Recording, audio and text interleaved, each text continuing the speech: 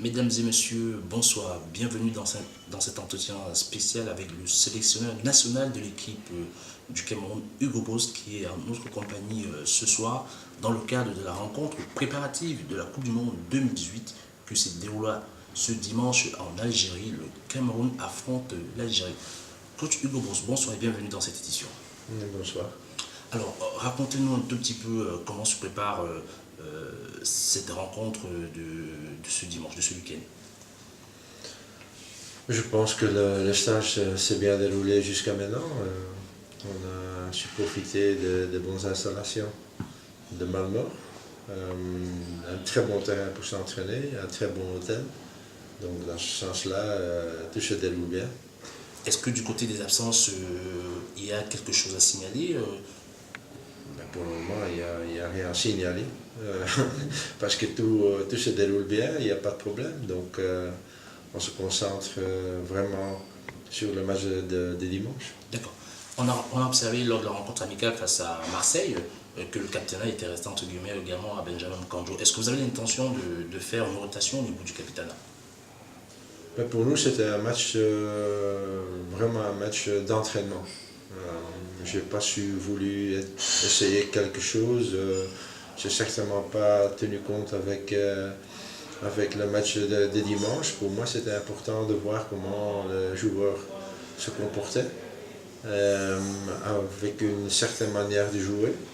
Et j'ai donné à tous les joueurs qui sont là le temps de montrer quelque chose, parce qu'on a joué et le premier et le deuxième mi-temps avec deux équipes différentes. D'accord. Aujourd'hui, vous avez également retrouvé dans votre groupe, que ce soit Aboubacar Vincent, au même moment que Benjamin Kandjo, Maxime Choupo-Moting et Guy Sali. Comment va se passer tout au long la gestion de ce groupe avec tous les potentiels offensifs qu'a le Cameroun actuellement? Je pense après 6 mois que les joueurs savent un petit peu ce que demande à eux. Et ils savent aussi qu'on sait jouer quand donc moi je fais le choix et c'est à eux d'accepter ce choix-là. Mais surtout de mériter le choix que je fais. Si demain je mets une équipe sur le terrain, c'est parce que j'ai confiance dans ces joueurs-là et que je pense que ces joueurs-là font l'équipe la plus forte pour jouer contre l'adversaire. Donc dans ce sens-là, je pense enfin que les joueurs ont compris ça. Et c'est surtout une grande évolution et une grande différence avec le groupe que j'ai eu la première fois pour les 2 matchs contre l'Afrique du Sud. L'intégration du milieu de terrain Djom, comment vous le trouvez, surtout qu'il y a des absences, hein? Est-ce qu'on a définitivement tourné la page de Stéphane Mbia, ex-capitaine, ou c'est juste que vous considérez qu'il n'a toujours pas retrouvé le niveau de forme que vous espérez? Écoutez, on aurait encore besoin de tout le monde. Et c'est pas parce que Stéphane, par exemple, n'a pas été avec nous les derniers matchs, pour des raisons différentes, que dans l'avenir, je ne vais plus jamais faire appel sur lui, ça je ne sais pas. Mais je voudrais surtout, les premiers mois, avoir des résultats. Ça on a. Et surtout aussi renouveler un petit peu l'équipe. Parce que quand on prend la sélection, la première sélection pour les 2 matchs contre l'Afrique du Sud, il y avait à ce moment-là, si je me rappelle bien, 8 ou 9 joueurs qui étaient plus que 30 ans. Donc l'équipe devenait âgée, si on peut dire, donc on devrait déjà penser à l'avenir. Et c'est ça que j'ai surtout fait les derniers mois, de trouver des joueurs jeunes avec des qualités, et je pense que le noyau, en comparaison avec ma première sélection que j'ai faite à mois de mars, qui a une grande différence. Et l'absence du socialien Teke, et bien sûr la présence du jeune Karl Toko-Ekambi qui fait une très très grosse saison du côté d'Angers, en début de saison en tout cas. Oui, je pense que Karl, pour le moment, est dans la forme de sa vie, si on peut dire. Oui, bien sûr. On se voit aussi à l'entraînement. Je pense que le match qu'il a joué contre la Gambie, il a vraiment fait un très bon match. Il a même marqué le but. Donc, il marque aussi régulièrement en jeu. Donc, dans ce sens-là, Karl a beaucoup progressé les derniers mois. Il est devenu un pilier de notre équipe pour le moment. Et Teke?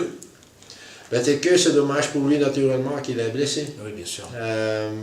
Il a fait de très bons matchs en Afrique du Sud et après Mauritanie et tous les matchs qu'il a joués. Donc on a retrouvé un très bon défenseur jeune pour l'avenir. Mais c'est dommage pour lui maintenant qu'il n'est pas là dans un match si important que le match de dimanche. Mais aucun problème pour lui, je pense. Quand il reprend, quand la blessure sera guérie, il sera de nouveau à l'appel pour le match contre la Zambie. Avant d'évoquer le cas de cette rencontre de ce dimanche face à l'Algérie, justement, est-ce qu'on peut déjà dans un premier temps savoir quelle est votre position par rapport aux joueurs locaux? Qu'est-ce que vous pensez aujourd'hui de ce championnat? Et c'est vrai qu'il y a quelques joueurs qui sortent du lot. On a vu par exemple Mohamed Djeté qui est aujourd'hui déjà passé professionnel et qui est assez régulièrement appelé dans votre groupe. Est-ce que certains joueurs locaux auront la chance assez souvent, enfin c'est le mérite, hein, c'est pas une chance, c'est le mérite, ils auront le mérite et le crédit que vous allez leur accorder pour pouvoir être dans le groupe dorénavant, ou assez souvent bien sûr? Ben, je ne sais pas comment ça a été avant, comment j'étais le coach de Lyon, mais dès la première journée, j'ai dit que je vais voir dans le championnat local s'il n'y a pas de joueurs qui ont les qualités pour être chez nous. C'est ce que j'ai fait, j'ai été visiter plusieurs matchs avec mon assistant et on a trouvé quelques joueurs, entre autres Jetel. On a surtout cherché après des jeunes joueurs parce que je trouve que ça ne sert à rien de chercher après des joueurs qui ont déjà 27, 28, 29 ans, vous n'avez pas l'avenir. Donc dans ce sens-là, on en a trouvé, il y en a comme Jetel qui sont là, il a les qualités pour d'être avec nous. Il y en a pour qui ça a été un peu trop tôt, je pense, mais on le tient à l'œil et on va essayer pour la saison prochaine, parce que maintenant la saison est finie en Cameroun, aussi pour la saison prochaine de continuer notre recherche. Est-ce que ça ne vous pose pas un bémol justement, cette saison qui s'arrête lorsque d'autres championnats se déroulent en Europe, ça ne vous dérange pas, vous, fondamentalement, en tant que sélectionneur, vous vous dites peut-être pas que c'est dommage pour ces joueurs locaux parce que c'est à ce moment que j'ai besoin de... Je pense que c'est surtout ça, c'est dommage pour les joueurs locaux parce que maintenant c'est fini. Donc c'est ce qu'on a fait les derniers 6 mois. On a retrouvé quelques joueurs, mais je sais très bien que c'est pas encore fini. Donc on doit attendre maintenant, dommage pour eux, jusqu'après Nouvel An pour que le championnat recommence. Et alors là, on a fait la CAN et peut-être pour les prochains matchs qualificatifs pour la Coupe du Monde, il y aurait peut-être d'autres candidats. D'accord, parlons maintenant de la rencontre justement que vous avez ce week-end. On sait que l'Algérie a un trio d'attaque infernal qui se traduit aujourd'hui par Riyad Mahrez, qui est le dispositif entre guillemets. Que pensez-vous que le Cameroun peut faire pour pouvoir faire face à ce trio d'attaquants exceptionnels qu'a l'Algérie actuellement? Premièrement, je pense qu'on peut dire que pour l'instant, l'Algérie est une des meilleures équipes d'Afrique. Ouais. Ils ont d'expérience parce qu'ils ont déjà fait la CAN et la Coupe du Monde. Je ne sais pas si, enfin vous le savez très bien, c'est vrai que vous étiez du côté de l'Algérie, la pression énorme qu'il y aura bien sûr lors de cette rencontre. Quel est le message que vous avez passé à vos joueurs, que vous étiez en réunion il y a quelques minutes? Mais, je pense qu'on doit surtout avoir confiance dans nos qualités. La progression qu'on a faite les derniers 6 mois est énorme. On n'est pas encore là où ce qu'on veut. On doit encore progresser pour devenir ou pour reprendre un petit peu la place que le Cameroun a toujours eu en Afrique, une des meilleures équipes de l'Afrique. Donc on a un peu perdu ça les dernières années. On est en train de construire et dimanche c'est un très bon test pour les joueurs pour voir est-ce qu'on est déjà à ce niveau-là ou est-ce qu'on doit encore travailler beaucoup pour arriver à ce niveau-là. Donc dans ce sens-là, c'est un bon test et en plus, encore une fois, je pense que la confiance règne dans l'équipe, mais on est conscient que ça va être très difficile. Quelles sont les chances que vous vous accordez pour la sélection nationale, pour le tour de qualification dans ce groupe très relevé? Ok, c'est un tirage au sort.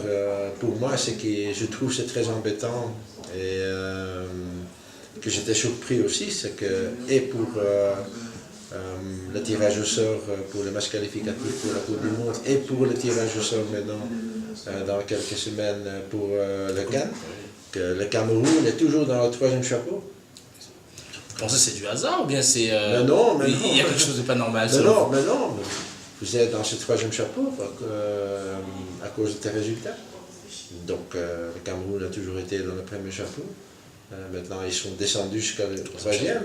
Donc c'est pas une bonne chose. Donc on doit essayer de remonter dans ce classement FIFA en faisant de bons résultats. Peut-être maintenant déjà les 2 matchs qui s'annoncent, mais surtout aussi à la CAN en mois de janvier. Et la CAN, comment vous la préparez? Est-ce que vous en faites un objectif personnel ou un objectif principal dans quelques mois? Ou sinon c'est juste une compétition pour une fois de plus constituer votre groupe? Ben, comme je viens de dire, on est une équipe en construction et on doit rester modeste. On doit surtout avoir une première but, c'est de passer le premier tour. Ça c'était presque nous. C'est une obligation. Je trouve si on ne sait pas passer le premier tour, on n'a pas fait un bon travail. Donc dans ce sens-là, on doit surtout passer ce premier tour et après, ben, vous savez, dans des tournois pareils, il y a toujours des choses qui se font et qu'on n'entend pas. Quand tu vois l'Euro en mois de juillet, mon pays a été... La Belgique? Ouais, la Belgique a été exclue par le Pays de Galles. Oui, Pays de Galles, oui. Donc, avant le championnat d'Europe, on disait que la Belgique allait être en finale. Donc tu vois, il y a toujours des surprises, il y a toujours des équipes qui jouent au-dessus de leur niveau. Donc encore une fois, mettons le focus d'abord sur le premier tour et après on verra tout ce qui se passe, on va essayer d'aller le plus loin possible. Alors aujourd'hui, ça fait plusieurs mois, on peut sortir définitivement de cet entretien, ça fait plusieurs mois que vous êtes à la tête de cette sélection. Quels sont aujourd'hui, c'est une question indiscrète, hein, vous pouvez utiliser votre joker bien sûr, quels sont aujourd'hui les joueurs sur lesquels vous avez le sentiment que je peux m'appuyer, ce que j'ai envie de faire pour la sélection nationale du Cameroun? Ben, j'ai dit de la première journée que j'étais ici chez Lyon, je répète presque chaque fois que je vois les joueurs, pour moi il n'y a pas un joueur important, il y a un collectif qui est important. On ne sait pas jouer, on ne sait pas gagner des trophées ou seulement avec un bon joueur. Chez Villemot, notamment l'ex-sélectionneur belge, c'était Eden Hazard qui était un peu le symbole. Oui, mais on suppose que chez vous, au Cameroun, vous avez quand même un symbole. Oui, mais encore une fois, ce n'est pas seulement Eden Hazard qui fait que la Belgique a de si bons résultats. Ce n'est pas seulement Messi qui fait que Barcelone a de bons résultats. C'est le collectif, ce sont tous des joueurs qui sont autour d'un joueur pareil, qui font leur travail, mais aussi que celui-là fait son travail. Et Hazard a eu beaucoup de critiques aussi pendant l'Euro il y a quelques mois parce qu'il n'a pas joué à son niveau. Donc vous voyez, on a besoin de tout le monde et moi je ne mets certainement pas le focus sur un tel joueur ou un tel joueur. Je mets surtout le focus sur le collectif. Et tout le monde devra montrer ses qualités et tout le monde devra montrer qu'il mérite d'être dans l'équipe.